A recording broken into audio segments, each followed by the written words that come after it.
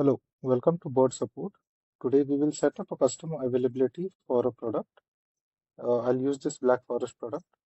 Go to Shopify admin product page and make sure your product has a tag. If it doesn't have, add one or use an existing SKU.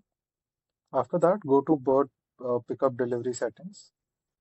Click on product overrides, add override, select schedule override. And if you want to make the override specific to a delivery method, you can select that and add your tag here. You can also configure using SKUs, and I'll set a lead time of 3 days for this product.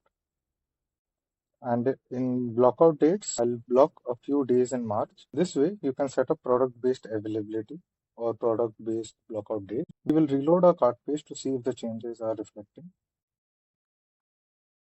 Today's date is 11th.